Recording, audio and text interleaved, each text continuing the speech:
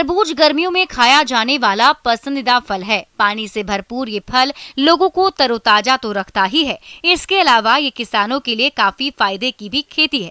ज्यादातर किसान तरबूज के बीजों की सीधे बुआई फरवरी मार्च में करते हैं, जबकि कुछ किसान दिसंबर में पौध तैयार करके जनवरी के आखिर या फिर फरवरी में पौध लगाते हैं, क्योंकि बाजार में जल्दी फल आने पर इसका दाम अच्छा मिलता है।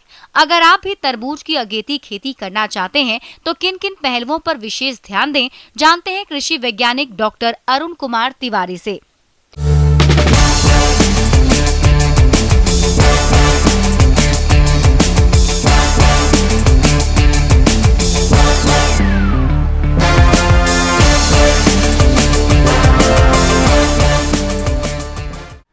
तरबूज की खेती के लिए अभी जो हम बात करने जा रहे हैं ये बहुत अच्छा उपयुक्त समय है, इसलिए कि तरबूज जनवरी से लेकर के मार्च तक आपका वो बलुआही ज़मीन में और हिली एरिया में, मतलब पहाड़ी एरिया में मार्च से लेकर के अप्रैल तक आप लगा सकते हैं। तो अभी बहुत अच्छा समय है आगात फसल लेने के लिए। तो किस्म की जब बात करते हैं तो आप देखे होंगे तरबूज बहुत बड़ा होता है, देखिएगा 8-10 केजी का एक होता है, एक 2-3 केजी का होता है। तो ऐसे हम कहते हैं कि असाती पोमैटो, शुगर बेबी, अर्का ज्योति है, काशी पीताम्बर है, पूसा वेदना और असाती पोमैटो बताया। इसमें से कोई भी एक वैरायटी मिलती है। बस ये ध्यान रखना कि असाती पोमैटो जो है वो 8 से 10 माने बड़ा फल वाला है। बुआई से पहले बीजों को कार्बेंडाजिम दवा से प्रति किलोग्राम बीज की दर से उपचारित करें। खेती करने के लिए दोमट और बलुई दोमट मिट्टी सबसे सही होती है। अच्छी पैदावार लेने के लिए मिट्टी का पीएच 5.5 से 6.8 तक होना चाहिए। हालांकि मध्यम अम्लीय इलाकों में भी इनकी खेती की जा सकती है। इसके लिए खेत की गहरी जुताई के बाद 2 बार कल्टीवेटर और आवश्यकता अनुसार रोटावेटर तथा पाटा चलाकर खेत तैयार करें। उसके बाद हम मेड़ बनाते हैं। मेड़ का आधार की चौड़ाई लगभग 1 से 1.25 फीट की होती है और फिर उसके बाद 2.5 से 3 मीटर का प्लेन जमीन, टेबल जैसा जमीन होता है।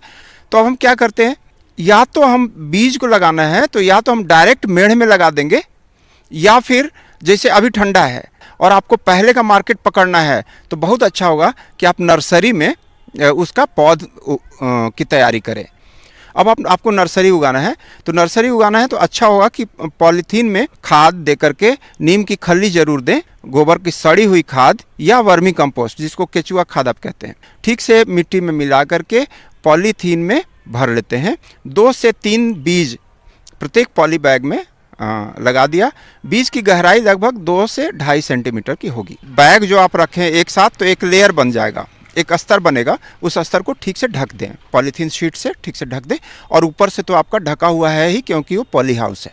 ज़रूरत के अनुसार आप पानी दें, ज़्यादा पानी देने की ज़रूरत नहीं है, लेकिन जब बीज लगाएं तो पानी देना ही देना है, इसलिए कि बीज सुषुप्तावस्था में होता है, उसकी तंद्रा टूटनी है, उसका अंकुरन होना है। अब जैसे अंकुरन आपको दिखाई देने लगे, पॉलीथीन का शीट जो लगा है वो हटा देंगे और उसके बाद फिर अंकुरन अपने आप होने लगेगा। तो करीब 35 दिन में आपका वो बिछड़ा तैयार हो जाएगा। कहीं भी खेती करनी हो, आप मिट्टी जांच तो करा ही लिए होंगे, अगर नहीं कराए होंगे तो अभी समय है, करा लीजिए, इसलिए कि इससे पता चलता है कि मिट्टी को भूख कितनी है। लेकिन अगर नहीं करा पाए हो तो सामान्य तौर पर 250 से 300 क्विंटल प्रति हेक्टेयर के हिसाब से खाद लगता है। तो सामान्य तौर पर नाइट्रोजन 80 किलोग्राम प्रति हेक्टेयर, फास्फोरस 60 किलोग्राम प्रति हेक्टेयर और पोटास 80 किलोग्राम प्रति हेक्टेयर के हिसाब से देते हैं। आगे बताएंगे कि यूरिया एक ही बार नहीं दे देते हैं, वो 3 स्प्लिट डोजेज में देते हैं, क्योंकि आपकी मिट्टी बलुआही है, बलुआही या दोमट है, इसलिए यूरिया फ्रीक्वेंट डोजेज में देते हैं, बार देते हैं, 3 बार में देते हैं। खेत में लगभग 50 सेंटीमीटर चौड़ी और 30 से 40 सेंटीमीटर गहरी नालियां बना लें। एक नाली से दूसरी नाली की दूरी फसल की बेल की बढ़वार के अनुसार 1.5 मीटर से 5.0 मीटर तक रखें। बुआई से पहले नालियों में पानी लगा दें। जब नाली में नमी की मात्रा बीज बुआई के लिए उपयुक्त हो जाए तो बुआई के स्थान पर मिट्टी भुरभुरी करके 0.50 से 1.0 मीटर की दूरी पर बीज बोएं। एक किनारा है, दूसरा किनारा है, ये किनारे पे आपको 3 बीज लगाने हैं, या 2-3 बिछड़े लगाने हैं। इसी तरह इस किनारे पे आपको 8 से 12 सेंटीमीटर की दूरी है, ये आपको इस किनारे पे आपको फिर से 3 बीज लगाना है या 2 से 3 बिछड़े लगाने हैं। 1.5 मीटर पे फिर से ऐसे ही लगाना है बाएं दाएं, फिर 1.5 मीटर पे बाएं दाएं। और हमेशा ध्यान रखना है, चूंकि ये गर्मी का फसल है, ये लत्तेदार फसल है, गर्मी का फसल है, जल जमाव की बात नहीं है। जैसी ज़रूरत होगी आवश्यकता अनुसार आपको ठीक से खाद देना है, सिंचाई करनी है। खाद देने के तुरंत बाद आपको सिंचाई करनी ही करनी है। फसल से समय समय पर खरपतवार निकालना बहुत जरूरी हो जाता है।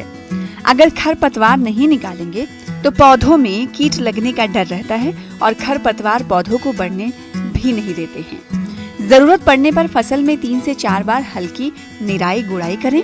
निराई गुड़ाई के समय इस बात का ध्यान रखें कि पौधों की जड़ों और बेल को कोई नुकसान ना पहुंचे। तो इस तरह से अगर हम ध्यान रखेंगे और इस तरह से खेती करेंगे तो निश्चित रूप से वही लाल रसीला, जैसा आप हिष्ट-पुष्ट पौधा चाहेंगे, हिष्ट-पुष्ट फल चाहेंगे, आपकी आमदनी भी हिष्ट-पुष्ट हो जाएगी, आप भी हिष्ट-पुष्ट हो जाएंगे, परिवार सुखी होगा और अंततः पूरा एक वातावरण खुशहाल होगा। किसान की आमदनी 2 गुनी क्या 3 गुनी 4 गुनी भी हो सकती है। किसान भाइयों, अब लेते हैं एक छोटा सा ब्रेक।